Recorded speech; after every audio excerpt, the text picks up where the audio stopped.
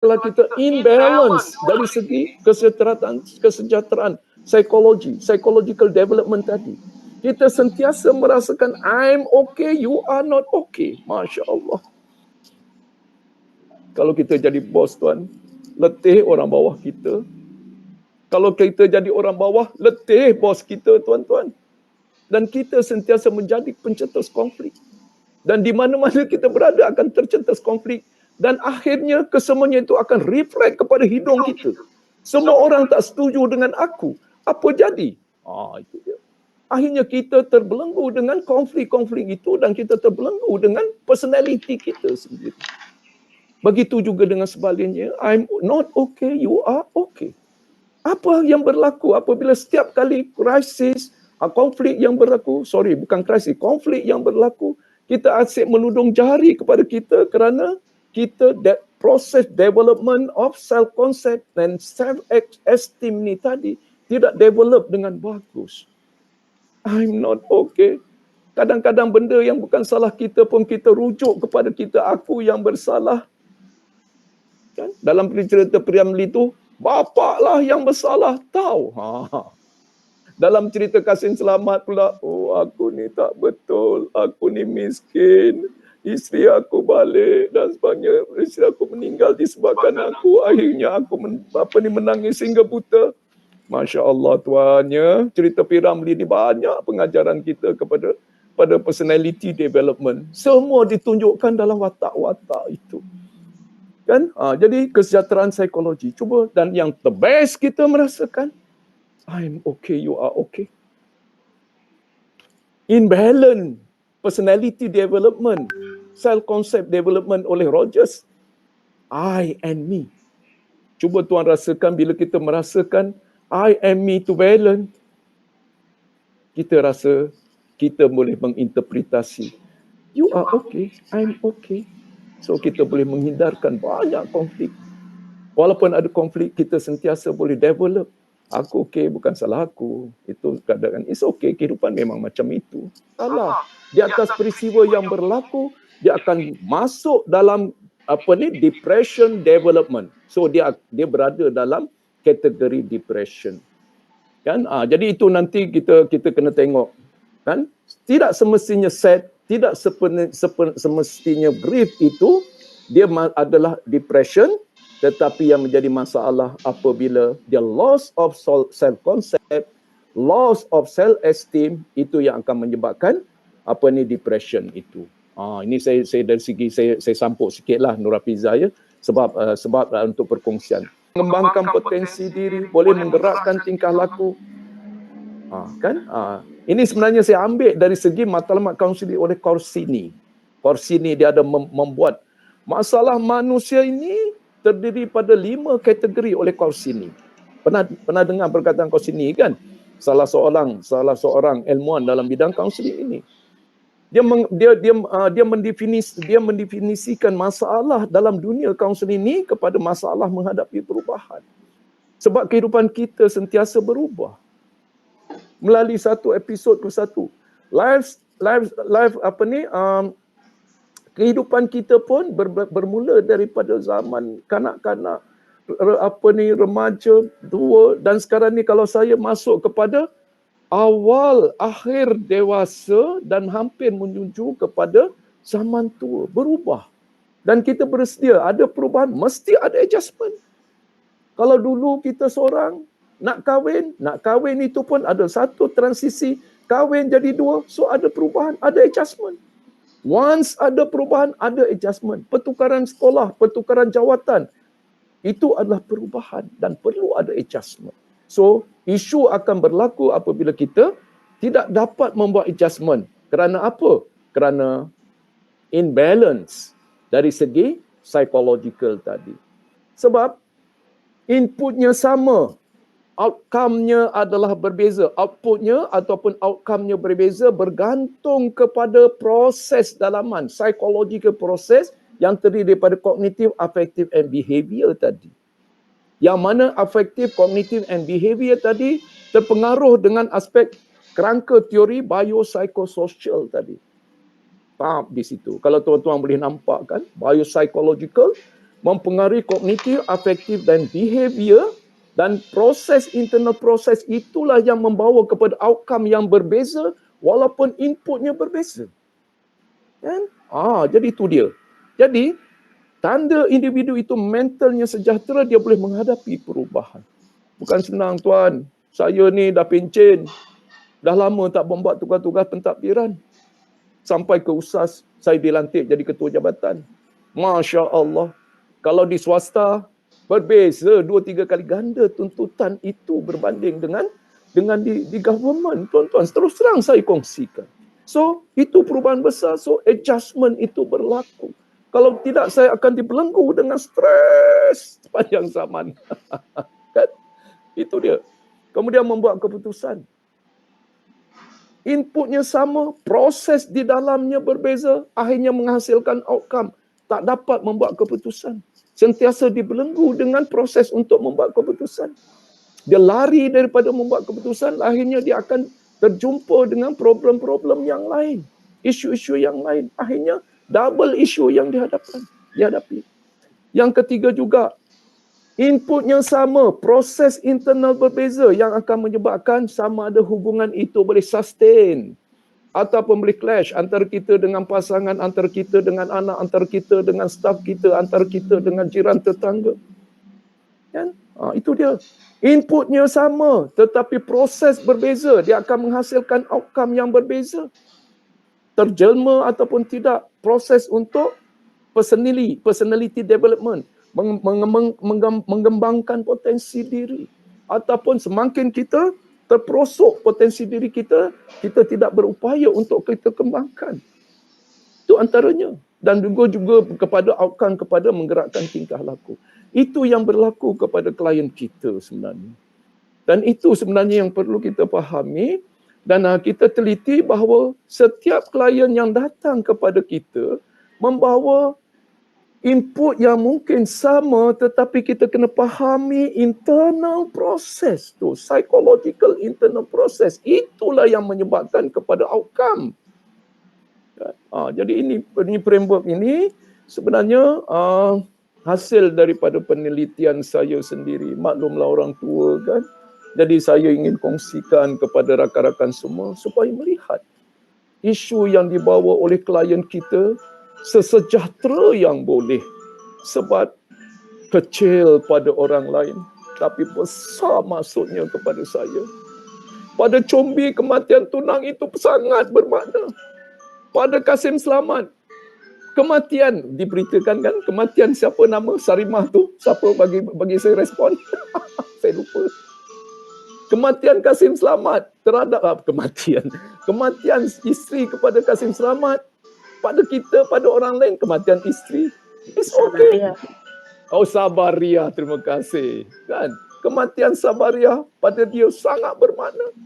Dia berbeza pula dengan cerita 3 Abdul. Antara komunikasi pertama. Hei orang di sana. Kalau orang di sana tak mau terima, orang di sini boleh cari lain dah. Kata yang perempuan tu. Sabaria itu 3 Abdul tu. Sabaria juga ke? Tak apa. Jangan pertikaikan di sini. Baik. Tapi apa jawapan Piramli ketika itu? Abdul yang ketiga kan. Hei di sana. Kalau di sana seorang pergi, 10 macam orang di sana boleh mai tau. Itu dia jawapan. Tengok waktu itu. Dia berbeza. Tapi bila dia dalam watak Kasim Selamat, dia menderita atas kehilangan. Disebab apa? Interpretasi terhadap diri dia, interpretasi terhadap persekitaran dia. Akhirnya dia lebih rela menangis di bawah kolong dan akhirnya menjadi buta. Kan? Itu dia. Jadi outcome berbeza. Kan? Okey. Jangan terasa pula kan. Saya ni kadang-kadang begitu ekstrim sangat memperihalkan situasi kan. Tapi itulah dia. Situasi perlu dijelaskan. Baik. Jadi itu yang saya jelmakan melalui kes COVID-19 ini dari segi psychological change ataupun rangka psikologi ini, iaitu pertama, memang betul kita berhadapan dengan PKP 3.0 kan? PKP 3.0. Dan bukan sahaja kita jangan menilai bahawa PKP 3.0 ini sebagai satu insiden yang biasa. Sebenarnya di sebalik PKP 3.0 di situ, setiap individu dia ada triggering event yang secara personal. Sebab di situ ada individu yang sangat trigger dengan bilangan kes yang semakin meningkat berbelas ribu. Dia sangat trigger dengan angka tu, menyebabkan dia rasa dalam keadaan yang sangat takut, bimbang. Bimbang yang sedikit is okay dan terkawal sangat membantu kepada survival kita. Semua orang perlu ada rasa bimbang dengan bilangan kes.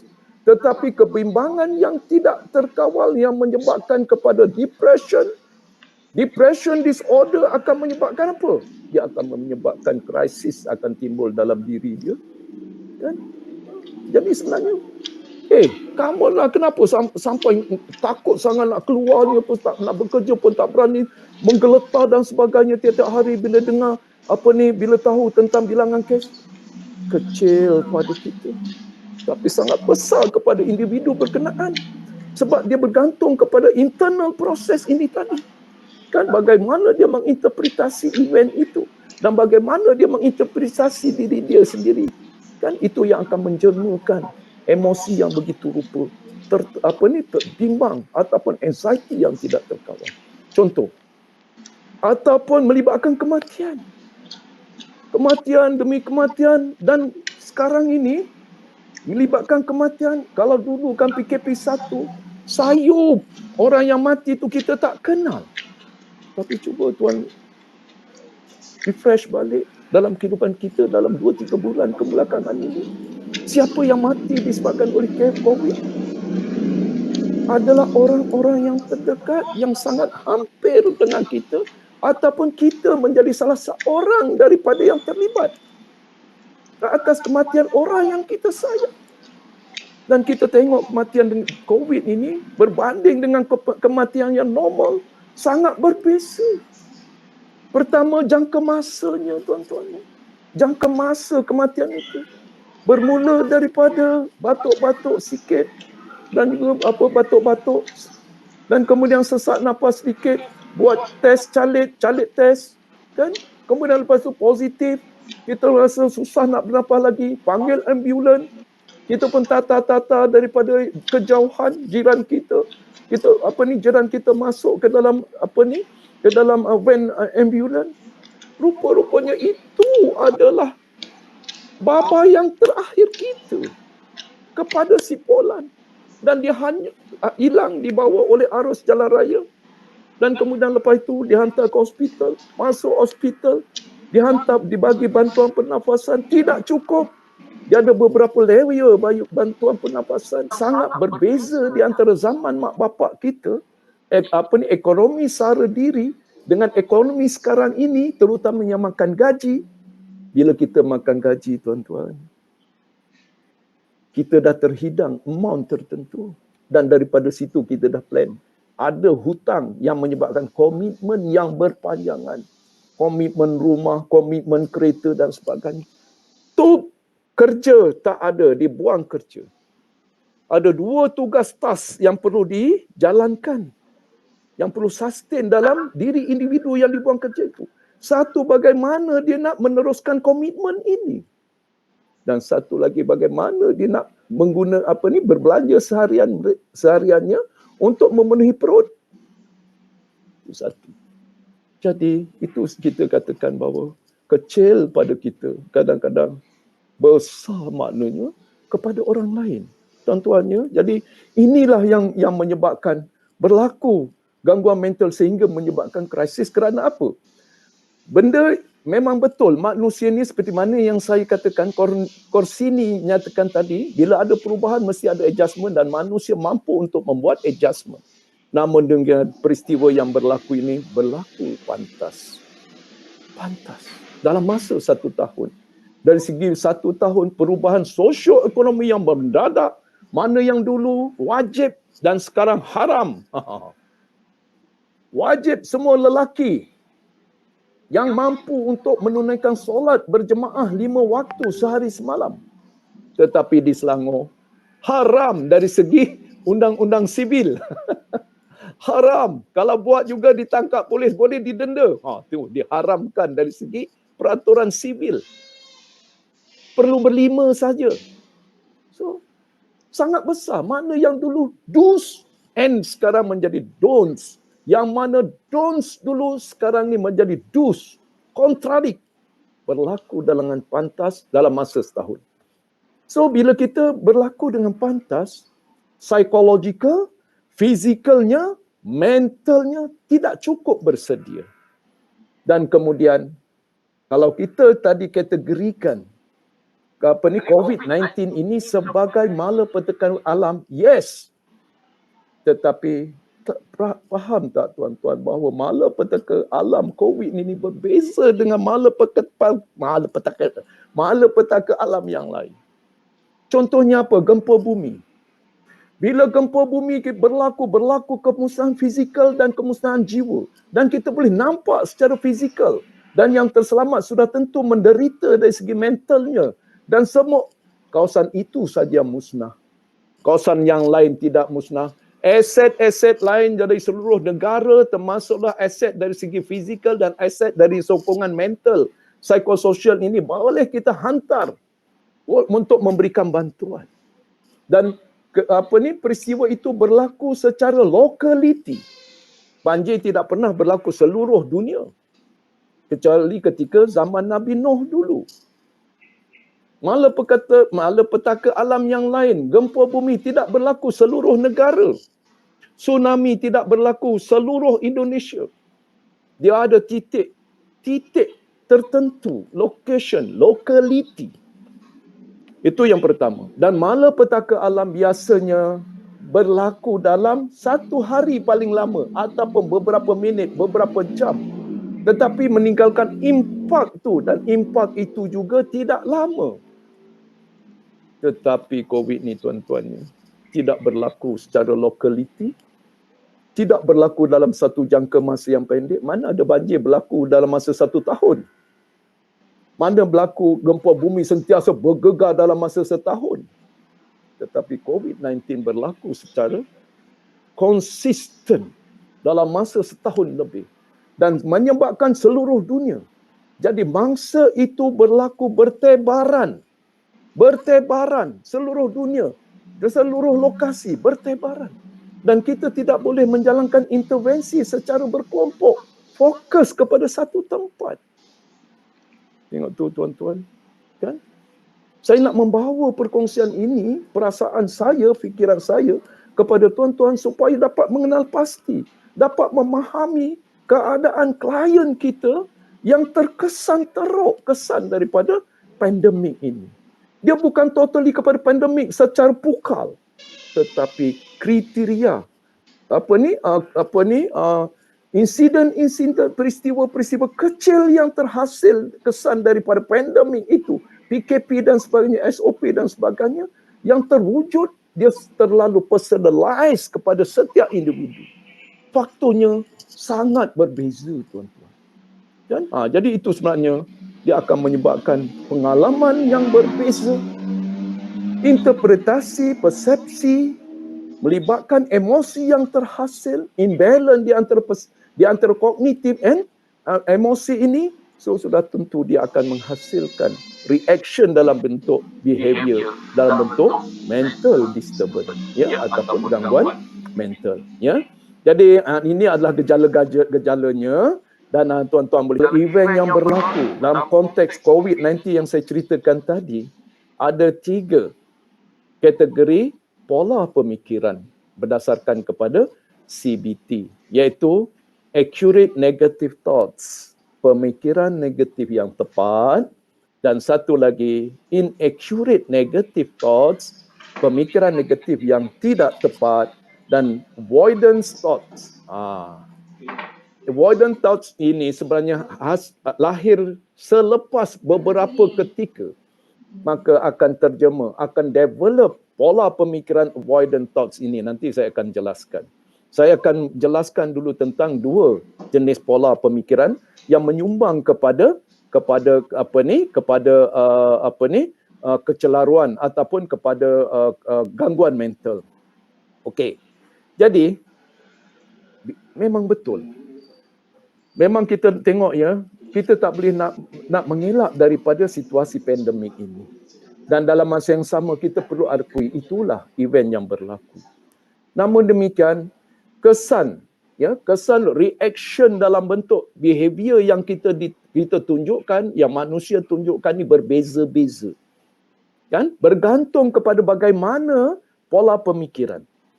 Dan pola pemikiran yang positif, yang baik adalah accurate negative thoughts, iaitu pemikiran negatif yang tepat dalam situasi pengalaman, dalam situasi event. Sebagai contoh dalam masa yang inilah, contohnya macam tadi kan, Kasim selamat dengan Sabariah, contoh ya. Sekali kita dah ada di situ, kita bagi contoh lah. Baik. Kalau kematian Sabariah itu menyebabkan loss and grief, is normal pada P-Ramlee. Tetapi dia grief itu tidak bercampur dengan unsur-unsur yang melibatkan self-concept, self-esteem, dia akan develop, dia akan baik semula. Sebab itu adalah reaksi semula. Jadi, kerana apa? Secara beransur-ansur, dia akan develop pola pemikiran accurate negative thoughts. Kan? Sabariah mati. Kan? Memang aku tak dapat terima hakikat. Sedihnya aku. Dia sedih. Kerana dia itulah accurate. Orang yang kita sayangi. Mati kan? Dapat berita kematian. Memang kita rasa pemikiran kita rasa kehilangan buat seketika. Tetapi dalam masa yang sama, rational thinking positive. Tuan? Jadi bezakan di antara accurate dan juga inaccurate. Begitu juga pelajar-pelajar yang sedang nak menghadapi peperiksaan. Budak-budak pelajar-pelajar yang takut, bimbang terhadap achievement mereka. Kita boleh bantu untuk kita mengekalkan dia, sustain kepada accurate negative thoughts. Bila nak periksa, jangankan belajar, kita pun macam itu. Tapi kenapa kita boleh melepasi peperiksaan demi peperiksaan itu dengan jayanya sehingga kita sampai ke peringkat ini? Kerana kita dapat sertakan. Bila ada peperiksaan, mesti ada pemikiran gagal terhadap peperiksaan itu. Tentang gejala pandemik fatigue ni. Dia sebabnya konsep yang baru. Sejak berlaku pandemik ini, berlakulah istilah-istilah pandemic fatigue yang ada unsur-unsur avoidance, thinking avoidance behavior tadi. Dan ini adalah 10 kategori yang telah digariskan oleh Winch